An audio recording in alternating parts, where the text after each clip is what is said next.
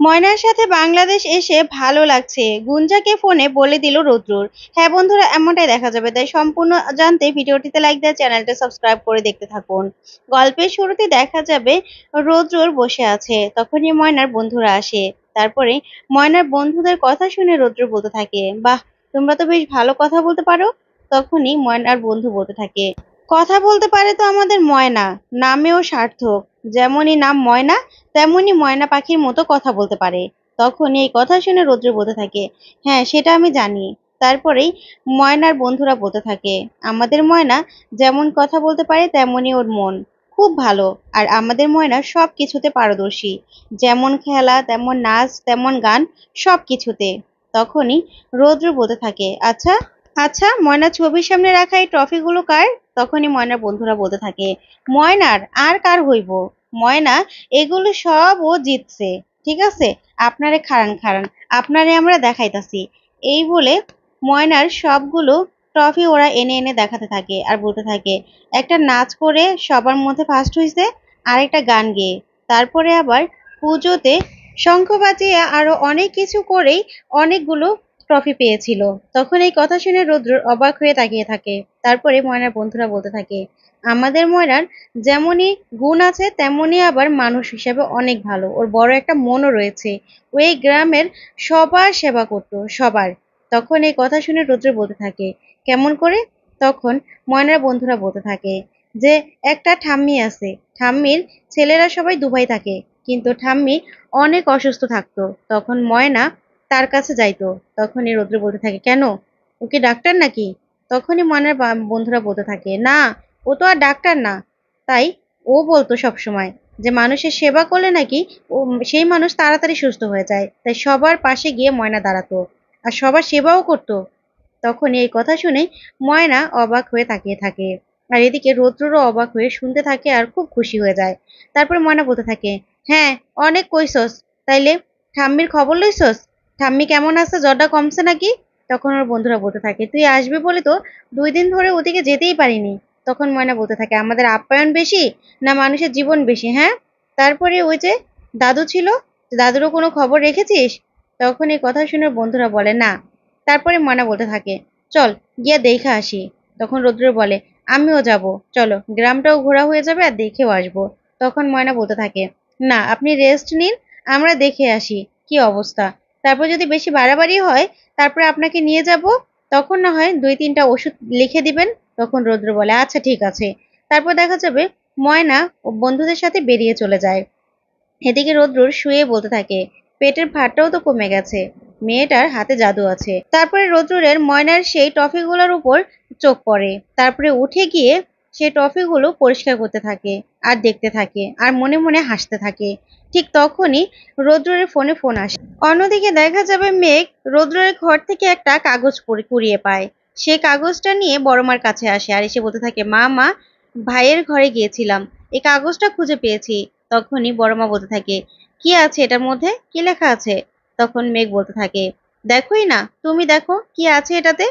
তখন বড়মা বলতে থাকে, বললি না তো এটার মধ্যে কি আছে, কোনো খারাপ কিছু আছে? তখন মেঘ বলতে থাকে, তুমি খুলেই দেখো না। তখনই বড়মা সে কাগজটা খুলতেই হাসিতে একদম ফেটে পড়ে। দুজনই হাসতে থাকে, মেঘ আর বড়মা। তখন বড়মা বলতে থাকে, এটা ময়নার কাণ্ড না? সেখানে সে কাগজটার মধ্যে রৌদ্র একটা ছবি এঁকে একটা ছড়া লিখেছে ময়না, যা পড়ে বড় মা হাসতে থাকে আর বলতে থাকে, ময়না এটা কখন লিখলো রে? তখন মেঘ বলে, জানি না মা, তবে ঘরে গিয়ে পেয়েছি। তখনই বড় মা বলতে থাকে যে, জানিস তো মেঘ, এটা যদি ময়না আগে লিখে থাকে, বিয়ের আগে, তাহলে ভাববো এভাবেই লিখেছে, কিন্তু বিয়ের পরে যদি লিখে থাকে তাহলে ভাববো যে আমার ছেলের জন্য ওর মনে একটা জায়গা হয়ে গেছে। তারপরেই বড় মা বলতে থাকে, তোদের মনে আছে আমি যখন ময়নার সাথে বিয়েটা ঠিক করেছিলাম, তোরা কিন্তু সবাই আমাকে ভুল বুঝেছিলি, সবাই মনে মনে রাগ করেছিলি। তখনই মেঘ বলতে থাকে, হ্যাঁ মা, রাগ করেছিলাম, কিন্তু যত দিন যাচ্ছে, যতই ময়নাকে চিনতে পারছি, ততই মনে হচ্ছে তুমি মনে হয় সেদিন ঠিক কাজটাই করেছিলে।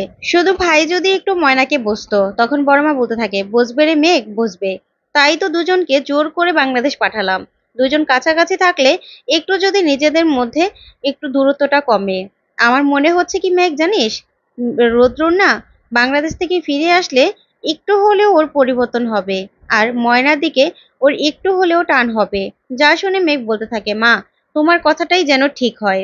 এদিকে দেখা যাবে রৌদ্রর গুঞ্জার ফোন দেখে ধরে। তখন গুঞ্জা বলতে থাকে, বাবা এতক্ষণে ফোনটা ধরতে সময় পেলে? আর ভেবেছিলাম ফোনটা দেবই না, তবে তারপরও দিলাম। তখন রৌদ্র বলতে থাকে, গুঞ্জা তুমি কি চাও বলো তো? ফোনটা ধরলেও দোষ, না ধরলেও দোষ, একবারে ধরবো না তাই ভালো। তখন গুঞ্জা বলতে থাকে, এরকম করে কেন বলছো? ময়না কোথায়? নিশ্চয়ই তোমার পাশেই আছে। তখন রৌদ্র বলতে থাকে, না, ময়নার বন্ধুদের সাথে বেরিয়েছে। তখনই গুঞ্জা বলতে থাকে, সেজন্যই ফোনটা রিসিভ করেছো তাই না? তা ও বাড়িতে কেউ জানে তোমার সাথে ময়নার সম্পর্কটা ভালো নয়? তখন রৌদ্র বলতে থাকে, না, কেউ জানে না। তখন গুঞ্জা বলে, ও, তার মানে তুমি ময়নার সাথে হেসে হেসে কথা বলছো তাই না?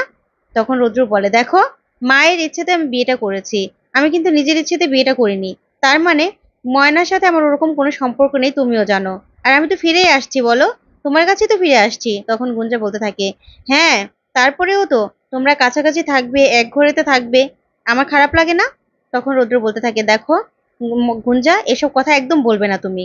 ঠিক তখনই লোকজন এসে বলতে থাকে, কই জামাই কই? তখন রূপাই আসে আর এসে বলতে থাকে, জামাই বাবু চলুন, সবাই আইসা পড়ছে তো। তখন রৌদ্র গুঞ্জাকে বলতে থাকে, গুঞ্জা আমি রাখছি ফোনটা, পরে ফোন করব তোমাকে। তখন গুঞ্জা বলতে থাকে, কেন, কে এমন আসলো যে তার জন্য তুমি আমার ফোনটা রেখে দেবে? তখনই রৌদ্র গুঞ্জার উপর রেগে যায় আর বলতে থাকে, ফোনটা রাখতে বলেছি, বলেছি তো পরে ফোন করব। এই বলে রৌদ্র ফোনটা রেখে দেয়। তখন গুঞ্জা কাঁদতে থাকে। এদিকে সবার কাছে চলে যায় রৌদ্রর। অন্যদিকে দেখা যাবে রাজারামকে রাজারামের লোক গিয়ে ময়নার কথা বলে আর বলতে থাকে, দাদা, দেখলাম ময়না একা বেরিয়েছে ওর দুইজন বন্ধুর সাথে। তোমাকে দেখলেই তো ওর বন্ধুরা পালাবে, ময়নাকে একা পাবে তুমি। তখন রাজারাম বলতে থাকে, কি ভেবেছিস তুই, ময়নাকে আমি তুলে আনবো? না না, ওর বরকে শুদ্ধ ওকে তুলে আনবো। তারপরে এমন ভাবে কষ্ট দেব না যে ওর বরের কষ্টে ও কষ্ট পাবে। ওর বাবা ওকে নিয়ে কলকাতায় বিয়ে দিয়েছিল তো, তার শোধ আমি তুলে ছাড়বো, না হলে আমার নাম রাজারাম নয়। এই বলে রাজারাম এক দৃষ্টিতে তাকিয়ে থাকে। ওইদিকে দেখা যাবে রৌদ্রকে সবাই দেখতে আসে। সবাই কিছু না কিছু নিয়ে আসে, কেউ নাড়ু, কেউ আচার, কেউ অন্য কিছু, এরকম সবাই নিয়ে আসে। তারপরে দেখা যাবে ঠাম্মি বলতে থাকে, হ্যাঁ রে, ময়না কই, ময়না তো এখনো আসলো না। তখন ময়না বাবা বলতে থাকে, আইসা পড়বো মা, আইসা পড়বো, তুমি চিন্তা করো না। তারপরে দেখা যাবে ময়না যে ঠাম্মিকে দেখতে গেছে সেই ঠাম্মিও চলে আসে। তখন ঠাম্মিও রৌদ্রকে দেখে বলতে থাকে, কই আমার নাচ জামাই কই, দেখে একটু চোখগুলো জুড়াই। তারপরে দেখা যাবে ময়না ঠাম্মি বলতে থাকে, কি রে, এ তো ময়না দেখতে গিয়েছিল, উনি তো এখানেই চলে এসেছে, তাহলে ময়না কই? তখন ঠাম্মি বলতে থাকে, ময়না ময়না আমার কাছে গেছে নাকি, আমি তো বাজার ঘুরে এখানে চলে আসলাম, ময়না তো যায় নাই আমার কাছে। তখনই ময়না ঠাম্মি ময়নার বাবাকে বলতে থাকে, দেখ রাজারাম এখনো এখানেই আছে, একটু যা তুই, আগায়া ময়নারে নিয়ে আয় না। তখন ময়নার বাবা বলে, আচ্ছা ঠিক আছে, আমি যাইতাছি। তখনই ময়না চলে আসে। আর ময়না আসলেই ময়নাকে সাথে দাঁড় করিয়ে, রৌদ্রকে দাঁড় করিয়ে অনেক আশীর্বাদ করতে থাকে ওই ঠাম্মি। তখনই রৌদ্র তাকে প্রণাম করে আর জড়িয়েও ধরে আর বলতে থাকে, আপনাদের আশীর্বাদই তো আমার কাছে সবকিছু। তখন ঠাম্মি বলতে থাকে, পরাণটা জুড়াইয়া গেল তোমার কথা শুই না নাতি, তুমি আমাদের ময়না, ময়না আমাদের প্রাণ ভোমরা, প্রাণ ভোমরারে নিয়ে গেছো, ওরে কিন্তু ভালো রাখবা। আমরা সবাই চাই যে ময়না ভালো থাকুক, সুখে থাকুক। তখনই রৌদ্রর এই কথা শুনে খুশি হয়ে যায়। তো বন্ধুরা, আজকের আপডেটটি কেমন লাগলো অবশ্যই কমেন্ট করে জানাতে ভুলবে না। আর পরবর্তী আপডেট পেতে চ্যানেলটি সাবস্ক্রাইব করবে। ধন্যবাদ।